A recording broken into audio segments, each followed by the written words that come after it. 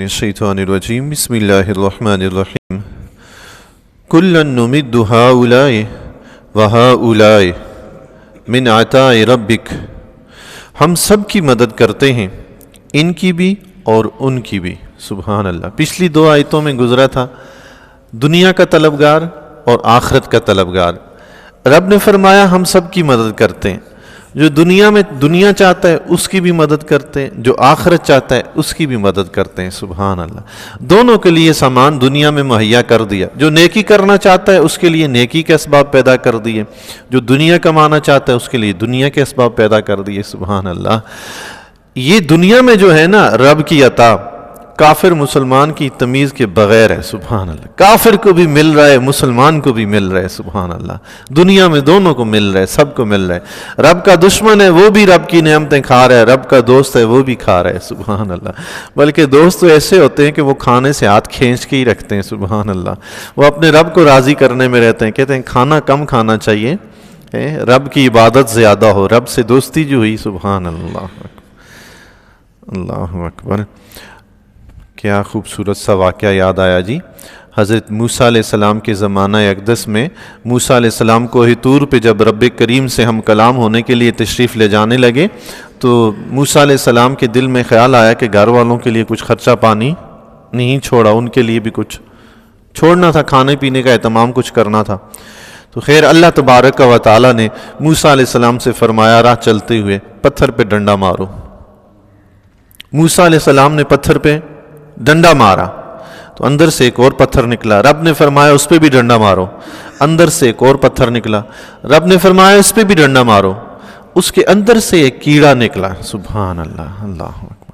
دو واقعات اس طرح کے آتے ہیں، میں نے مختلف دو پڑھے تھے، تو ایک میں تو ذکر کا آتا ہے اور ایک میں اس کے منہ میں پتے کا آتا ہے۔ تو ذکر والی بات عرض کرتا ہوں۔ تو موسیٰ علیہ السلام نے اس سے پوچھا کہ یہاں تم کیا کرتے ہو، کھاتے پیتے کیا ہو؟ اس نے کہا یا نبی اللہ جب سے پیدا ہوا ہوں تب سے لے کر اب تک رب کے رزق میں مصروف، رب کے ذکر میں مصروف ہوں، اور اس وجہ سے کھاتا پیتا بھی نہیں ہوں کہ ایسا نہ ہو کہ اس کے ذکر سے غافل ہوں اور موت آ جائے۔ اللہ اکبر۔ سبحان اللہ۔ اللہ کے دوست ایسے بھی ہوتے ہیں جو دنیا میں رہتے ہیں، اولیاء اللہ، وہ کھانے پینے میں 30 40 دن گزر جائیں، 40 دن کا روزہ بھی رکھتے ہیں۔ یہ بزرگان دین ایسے اولیاء اللہ، ان کی چلا کشی کا ایک طریقہ ہوتا ہے، 40 دن کا بھی روزہ رکھتے ہیں۔ اللہ اکبر۔ ہم میں سے کون ہے جو 40 دن بھوکا رہے؟ رب کی نعمتیں ہی کھا کر رب کو راضی نہیں کیا جاتا، کبھی ان نعمتوں کو چھوڑ کر رب کو راضی کیا جاتا ہے۔ بہرحال رب کی عطا جو ہے وہ کافر کے لیے بھی ہے دنیا میں اور مسلمان کے لیے بھی ہے۔ رب سب کو عطا فرما رہا ہے، من عطاء ربک، تمہارے رب کی عطا سے، وما کان عطاء ربک محظورا، اور تمہارے رب کی عطا پر روک نہیں ہے۔ سبحان اللہ۔ دیے جا رہا ہے، کوئی رکاوٹ نہیں ہے، ہر ایک کو مل رہا ہے، صبح دوپہر شام ہر وقت مل رہا ہے۔ اللہ اکبر۔ کسی پہ کوئی رکاوٹ رب نے نہیں لگا کے رکھی ہوئی کہ اس نے کلمہ پڑھا ہے تو یہ کھائے گا، اس نے کلمہ نہیں پڑھا تو وہ نہیں کھائے گا۔ نہیں، رب نے سب کو دینا ہے۔ دنیا ہے نا، وہ بھی اسی کا بندہ ہے رب کا، تو یہ بھی اسی رب کا بندہ ہے۔ ہندو بھی تیرے بندے، مومن بھی تیرے بندے۔ سبحان اللہ۔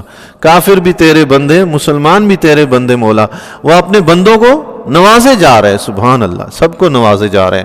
حضرت ابراہیم علیہ السلام کے بارے میں آتا ہے، اللہ اللہ رب کی کرم دیکھیں جی، سبحان تیری قدرت میرے مولا۔ ابراہیم علیہ السلام کے بارے میں ایک واقعہ کہیں پڑھا تھا کہ آپ علیہ السلام بہت زیادہ مہمان نواز تھے، دسترخوان پہ مہمان لازمی لے کر آتے تھے، ڈھونڈ کے تلاش کر کے لایا کرتے تھے۔ تو ایک مرتبہ ایک مجوسی آپ کے دسترخوان پہ آ گیا۔ مجوسی آتش پرست کو کہتے ہیں جو آگ کی پوجا کرتے ہیں۔ وہ مجوسی آ گیا دسترخوان پہ، تو ابراہیم علیہ السلام نے فرمایا کہ اللہ کا نام لے کر کھانا شروع کرو۔ اس نے کہا کون اللہ؟ میں تو نہیں جانتا۔ تو ابراہیم علیہ السلام کو جلال آ گیا کہ یہ اللہ کو ہی نہیں مانتا، اسے دسترخوان سے اٹھا دی۔ فرمایا نکل جاؤ، تم رب کو نہیں جانتے ہو، اسی کی نعمتیں کھاتے ہو اور اس کی تمہیں پہچان بھی نہیں، اللہ کو مانتے ہی نہیں ہو تم۔ ابراہیم علیہ السلام نے جلال میں اسے اٹھا دیا، وہ اٹھ کے چلا گیا دسترخوان سے۔ اللہ تبارک و تعالیٰ کی طرف سے وحی نازل ہوئی۔ اللہ تبارک و تعالیٰ نے ابراہیم علیہ السلام سے فرمایا اے ابراہیم، میں اسی شخص کو اسی کے دین پر 40 سال سے کھلا رہا ہوں، رزق دے رہا ہوں، اور تم نے اپنے دسترخوان پہ ایک وقت کا کھانا کھلا کے تم چاہتے ہو کہ وہ اپنا دین بدل دے؟ اللہ اکبر۔ سبحان اللہ۔ میں تو 40 سال سے اسی دین پر اس کو کھلا رہا ہوں، اور ابراہیم تم چاہتے ہو کہ ایک مرتبہ اس کو کھانا کھلا کے اس کا دین بدل دو؟ ابراہیم علیہ السلام اٹھے اور اس کی تلاش میں چلے، ڈھونڈا، اس کو جا کر ڈھونڈ کے تلاش کر کے لائے۔ اس نے کہا حضرت اب کیسے آنا ہوا؟ فرمایا آؤ تم کھانا کھاؤ۔ کیوں؟ یار رب کا حکم ہے کہ اس کو بھی کھانا کھلاؤ۔ تو اس مجوسی نے کہا اس رب نے مجھے بلایا ہے؟ ابراہیم علیہ السلام نے فرمایا ہاں۔ اس نے اسی وقت کلمہ پڑھا، مسلمان ہو گیا۔ سبحان اللہ، اللہ اکبر، وہ ایسا رب ہے، اللہ اکبر، سبحان تیری قدرت میرے مولا۔ وہ خود بھی اتنا کریم ہے، آپ یقین جانے اس امت کو اللہ تعالیٰ نے اپنے جو آخری نبی عطا فرمائے بے انتہا کریم عطا فرمائے، بے انتہا کریم، سبحان اللہ۔ حضور کا کرم کافروں کے ساتھ بھی تھا، مسلمانوں کے ساتھ بھی تھا، اللہ اکبر۔ حضرت عمر بن طفیل دوسی رضی اللہ تعالیٰ عنہ حضور علیہ الصلوۃ والسلام کی بارگاہ عالیہ میں حاضر ہوتے ہیں، عرض کرتے ہیں یا رسول اللہ قبیلہ دوست نے انکار کیا، انہوں نے نافرمانی کی، ان کے لیے بد دعا فرمائے۔ حضرت طفیل بن عمر رضی اللہ تعالیٰ عنہ نے انہیں جا کے اسلام کی دعوت دی، آپ بھی اسی قبیلے سے تعلق رکھتے تھے، لیکن انہوں نے دعوت کو قبول نہیں کیا، اسلام کو قبول نہیں کیا۔ تو یہ جلال میں، غصے میں، ناراضگی میں حضور کی بارگاہ میں حاضر ہوئے، عرض کی یا رسول اللہ انہوں نے دین کو قبول نہیں کیا، نافرمانی کی، ان کے لیے بد دعا فرمائیں تاکہ ختم ہو جائیں، ہلاک۔ اللہ کے نبی علیہ الصلوۃ والسلام کے صحابہ کرام رضی اللہ تعالیٰ عنہ فرماتے ہیں کہ ہم سمجھتے تھے، سب دیکھ رہے تھے اور سوچ رہے تھے کہ شاید حضور علیہ الصلوۃ والسلام اب بھی ان کے لیے بد دعا فرمائیں گے، لیکن آقا علیہ الصلوۃ والسلام نے اپنے دونوں ہاتھ اٹھائے اور رب کی بارگاہ میں دعا فرمائی، فرمایا اے اللہ قبیلہ دوست کو ہدایت دے کر میرے پاس لے آ۔ سبحان اللہ، اللہ تعالیٰ نے قبیلہ دوست کو ہدایت عطا فرمائی، وہ مسلمان ہو گئے۔ سبحان اللہ، اللہ اکبر، ان کو ہدایت دے مولا۔ اللہ، بھلائی تو سب کے ساتھ یہی ہے، برا ہے اچھا ہے، جیسے ہدایت کی دعا کریں، آئے دنیا کا کافر بھی اس کے لیے ہدایت کی دعا کریں، نبی کی سنت ہے۔ ظاہر ہے انسان خود سوچے اگر جہنم میں چلا گیا تو کیا حال ہوگا، تو اسی طرح دوسرے لوگوں کے لیے بھی سوچے نا۔ اللہ کو تو بندہ ہی ایسا پسند ہے جو اس کی مخلوق کے لیے بھی اچھا سوچتا ہے۔ ہدایت کی دعا تو کرے نا دوسروں کے لیے بھی، بندہ گمراہ ہے ان کے لیے بھی کرے، کافر ہے ان کے لیے بھی کرے۔ اللہ سب کو کلمہ طیبہ پڑھنے کی توفیق دے، کم از کم مرنے سے پہلے کلمہ نصیب ہو جائے، بس آخرت سے جہنم سے چھٹکارا مل جائے، بس۔ ہر انسان کے ساتھ یہی بھلائی ہے، دعا کیا کریں اپنے لیے بھی، تمام امت مسلمہ کی بخشش کی بھی، اور کفار کی ہدایت کی دعا کرنی چاہیے ہمیں۔ حضور علیہ الصلوۃ والسلام نے غزوہ بدر میں جب قیدی ہوئے، کچھ لوگ کفار کے پکڑ کے مدینہ میں لائے گئے، تو آقا علیہ الصلوۃ والسلام کے بارے میں آتا ہے، آپ علیہ الصلوۃ والسلام نے اس وقت فرمایا، جبیر بن مطعم رضی اللہ تعالیٰ عنہ فرماتے ہیں حضور علیہ الصلوۃ والسلام نے اس وقت فرمایا اگر آج مطعم بن عدی ہوتا اور وہ مجھے کہتا کہ ان قیدیوں کو چھوڑ دو تو میں اس کی خاطر ان قیدیوں کو بھی رہا کر دیتا۔ اللہ اکبر، وہ مطعم بن عدی مشرک تھا، کافر تھا، لیکن اللہ کے نبی فرما رہے اگر وہ کہتا تو میں اس کی وجہ سے ان کفار قیدیوں کو بھی چھوڑ دیتا۔ اللہ اکبر۔ وجہ کیا تھی؟ وجہ یہ تھی کہ طائف میں جب حضور علیہ الصلوۃ والسلام تشریف لے گئے تھے، آل طائف نے جو آپ کے ساتھ بدسلوکی کی، تو جب آقا علیہ الصلوۃ والسلام واپس تشریف لائے، طائف کی وادی سے واپس آ رہے تھے، تو مطعم بن عدی نے آپ علیہ الصلوۃ والسلام کو اپنے پاس ٹھہرایا اور آپ کی خدمت کی تھی۔ تو آقا علیہ السلام نے اس احسان کے بدلے میں فرمایا اگر آج وہ زندہ ہوتا تو میں اس کی خاطر یہ قیدی بھی چھوڑ دیتا۔ اللہ اکبر، سبحان۔ کسی نے ایک بھی بھلائی کی ہے ہمارے نبی کو وہ بھی یاد ہے۔ اللہ، بھلائی کرنے والوں کے ساتھ بھلائی ہی کرنی چاہیے۔ ہمارے نبی تو برائی کرنے والوں کے ساتھ بھی بھلائی کرتے تھے، وہ مشرک تھا لیکن پھر بھی اللہ کے نبی نے سب کے سامنے اس کے احسان کو یاد فرمایا۔ سبحان اللہ۔ تو اللہ بھی کریم ہے، اللہ کے نبی بھی کریم ہے، سبحان اللہ۔